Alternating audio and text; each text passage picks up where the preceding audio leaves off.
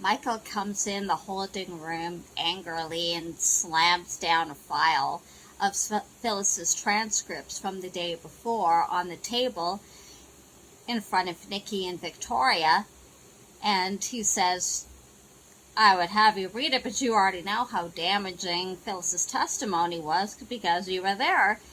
And Nikki tries to say, well, Phyllis is just lying, backstabbing, but Michael cuts her off and tells her once again that if they don't come clean with him, he can't mount a defense to protect them and to keep them out of jail. So they have to come clean with the truth. Nikki says, looks at Victoria and says, okay, what Phyllis told you was the truth. Sharon is walking around in her holding area and saying that Phyllis is a liar, a backstabber, and she never tells the truth, so she picks yesterday to suddenly decide to be truthful and asks Brittany to be honest. How bad does this look for her? And Brittany says, if Michael and her can't poke holes in this, then it looks pretty bad. And then she's looking at the arrest when Sharon was arrested and says she notices that it was on Valentine's Day and asks, were you talking about the case? And Sharon says again that they were talking about having a personal conversation, and that didn't come up, anything about the case, until after Ray had seen her phone bill. And Brittany says, okay, well, if he wasn't there to arrest you or talk about the case, why was he there on Valentine's Day? Phyllis and Summer arrive at Jabot, and Phyllis says to Summer she doesn't need a babysitter. And Summer says, no, I just wanted to spend time with my mom, take her to breakfast, enjoy some time together. And Phyllis says, that it was nice because she's been thinking about yesterday. And Summer says, are you regretting testifying? And Phyllis kind of seems like maybe she does a little bit. But Summer says it wasn't your fault that Christine twisted your words the way she did. Phyllis said that, you're the only one who believes that. And Summer looks around the office, and Phyllis says, you looking for somebody? And she said she thought maybe Kyle was there, and she wanted to get some news on Lola. And Phyllis goes, so that's why, the real reason you came here. And Summer said, no. And Phyllis says what she's really worried about is how Nick feels about her. Nick is at the counter at Crimson Lights when Tessa and Mariah show up, and Tessa goes to get them a seat, and Mariah walks up to Nick and asks him, if they're okay. And he said, you did whatever you could to help the women yesterday. And Mariah said, Christine didn't make it easy, unlike Phyllis. And Nick said, Phyllis did what she did. Mariah asks if they're okay, and he just looks at her and says he has to get going and leaves. Nikki says to Michael that she didn't plan on confessing to JT's murder, but when Ray and Christine came to the house to arrest Victor, she couldn't stand that Victor was going to be arrested and go on trial for a murder he didn't commit. And Michael says he understands that, why she did what she did. And Nikki says that, Christine is making this seem like some cold-blooded murder, and all she did was protect Victoria, who was being attacked by JT. And she said that it was either going to be him or her, and she wants Michael to put her on the stand so that she can testify to that fact, and that the jury will see she was just a mother trying to protect her daughter. Michael says it would take Christine about half a second to tear that down and make it seem that that's what she's just saying that to get out of the charges. And Victoria says then it should be her who testifies on the stand because she was the victim that night. And Mariah are at Crimson Lights, and Tess is basically saying that Nick hates her, and that just look at the way he looked at her. It was the same way he looked at her when he found out she was blackmailing his mom and his sister and Sharon. And Mariah said, he probably just had some bitter coffee or something. And he's just upset. He's upset with Phyllis, too. And really, what really could she do with the testifying? And Tessa says, Nick is Victor's son, and not necessarily going to let this slide. Phyllis and Summer go into Phyllis's office, and Phyllis isn't so sure that Nick's going to forgive her for being a witness to the prosecution. And Summer said, he'll get over it if once the women are exonerated, and they'll have you to thank for that. And Phyllis says she's not so sure about that, and in any case, he's not going to forget it. And Summer said, and Phyllis says that if they go to jail, they'll know why. She'll be number one to blame with it. And Summer says, just use your charms. They've never failed you before. And if you really did want Dad, which Phyllis says she does, then work for it. But there's nothing that Phyllis hasn't gone for. She hasn't gotten. She got the CEO job over all of the Abbotts. Kyle knocks on Phyllis's door and then comes in saying he has the marketing and the notes for the new summer line and he's ready for the meeting. And Phyllis says that to contact one of the other members of the team because she has something she has to do that day, and then tells him to bring his A game in that meeting because they want to really bolster Jabot and also try to keep Jabot away from all the scandal at the trial. Kyle more or less alludes to the fact that Phyllis likes the drama, and Phyllis says back to him, well, seems like you do too. And he says, why would that be? I don't want to get involved in anything that could damage my family's company. And Phyllis says, just make sure that none of this affects Jabot, and then leaves. Summer and Kyle are left in Phyllis's office, and he says he really should get back to work. Summer stands up and says he really has to talk to him, and he says, I don't have time. And she says to him, it's really important. I'm a match. Kyle at first doesn't believe Summer that she's a match for Lola and thinks it's a big joke. And she said, believe me, it's not a joke. I wouldn't joke about something like this. And you can call Nate if you need to confirm it. And he gets very excited and happy and hugs her and, thank you that we've been praying and hoping for this. And now we have to get to the hospital. And she says, no, wait a minute. This is a big decision. Things could go wrong. There could be complications. And she acts really worried. And he says, are you saying you won't do it? And she said, well, no, but, there's a lot going on. And she hasn't had anybody to talk to about this. And he says, I'll talk to you about this. And you could tell me everything that you're thinking. And she says, okay. But she says, not here, though. I want to go somewhere I can think. And he goes, where do you want to go? And she asks the athletic club, and he says, I'll drive. Kyle leaves ahead of her while she picks up her coat and purse, and she has a sly smile on her face. Sharon's talking with Brittany, and she says to her she doesn't really understand what Ray and her's relationship has to do with JT's death. And Brittany says, let me. It could depend on how I defend you. And she goes, we're just friends, and that's it. And she just said they're close, and Brittany asks, how close? Sharon said that when he first came to town, he was estranged from his wife, and that they got close, and they had an emotional connection.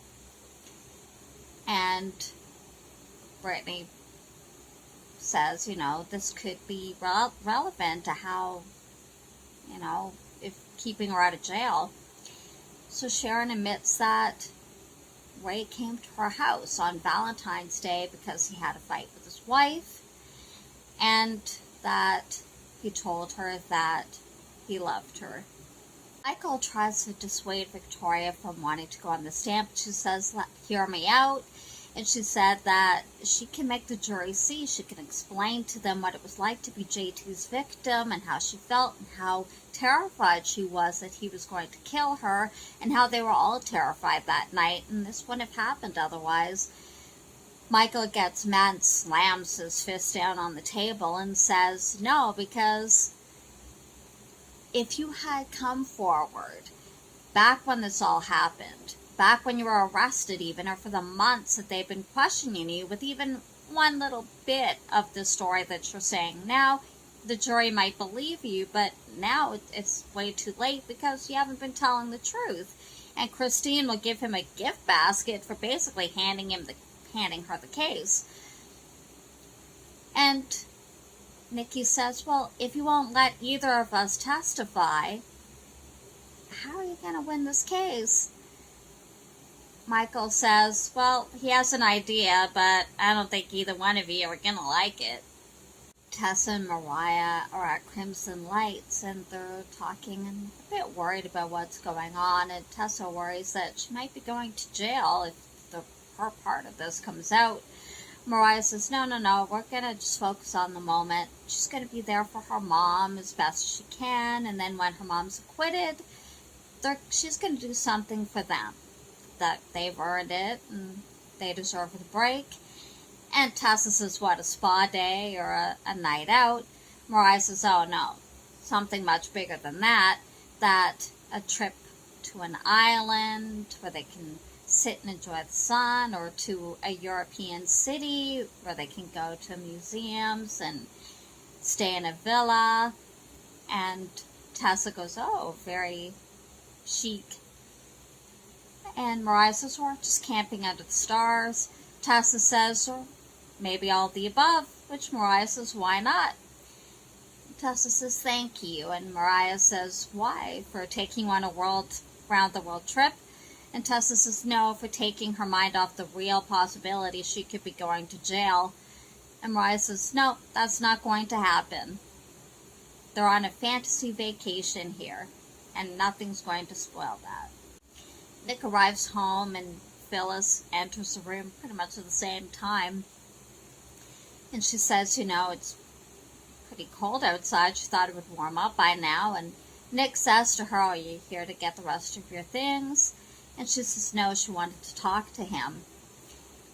And he said, I don't know what we have left to say to each other. And Phyllis said that she just wanted to talk about them, that once this is all blown over, she hopes he would see that she was just trying to help the other women, and that he always admired her strength and her tenacity and her ruthlessness. And he said, yeah, until he started to see that, he was hurting the people that he cares about. And she said she wasn't trying to do that. She was just trying to help the other women. And he said, oh, sure. And how he says that, Phyllis seems to think that, you understand why I did what I did. And he said, not really, more or less. Again, she was doing it for herself. Nick was saying that Phyllis is trying to make it seem like it's all Christine's fault, that she twisted her words, and that, Phyllis is all completely blameless in this. And Phyllis says, good, you do understand. And he said, are you delusional? Michael said there are best chances for them to plead guilty to second-degree intentional homicide. And perhaps he can get them a reduced sentence. And Nikki asks how reduced. And Michael says that for Nikki, because she's the one who actually killed JT, that it could be the minimum sentence. He doesn't actually say exactly how long that is.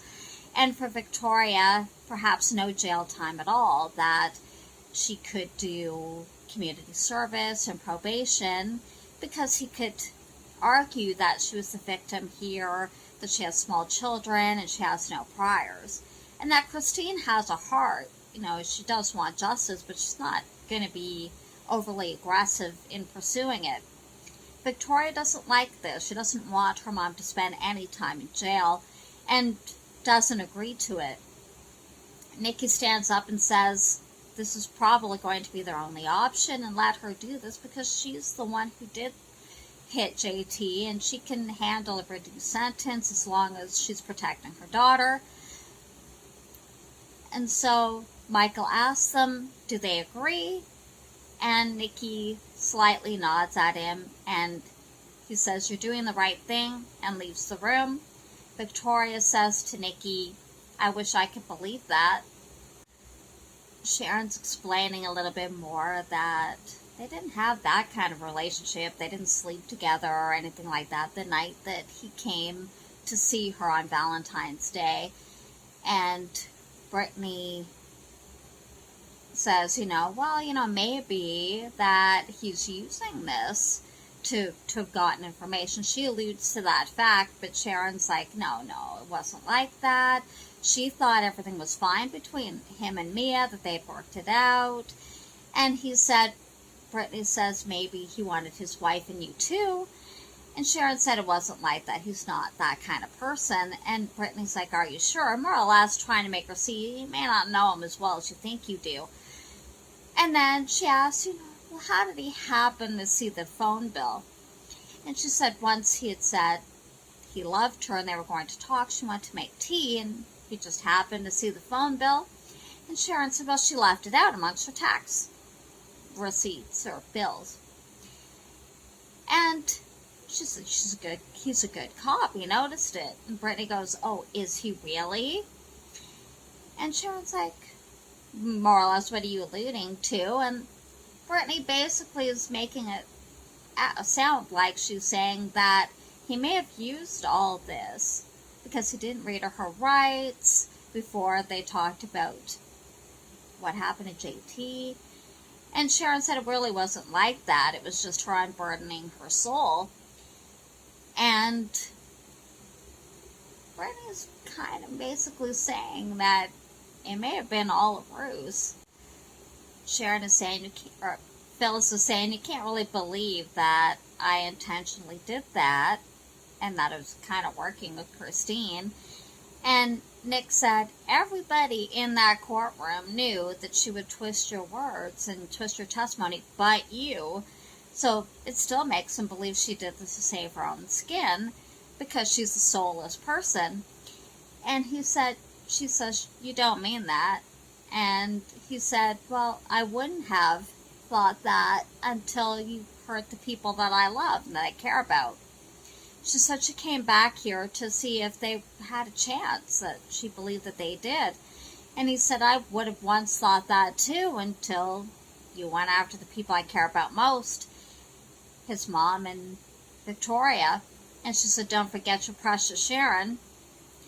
And he just looks at her and says, let me know where I can send your things. Brittany and Michael are talking in the hallway, and Brittany's saying she didn't expect that. And he said he can't tell her privileged information that he had, or conversations he's had with the client, but he tells her that he's had an interesting conversation with his clients and that they agree that Phyllis's testimony is damaging, as I'm sure hers does as well. And Brittany agrees with that assessment.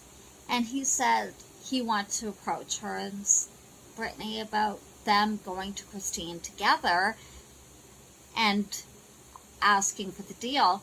And Brittany says, you want my client to plead guilty? And he said, if they do it together, they're coming at it from a position of strength. And Brittany says, yeah, I don't think that's really in my client's best interest to plead guilty. And Michael says, you know something that you're not telling me.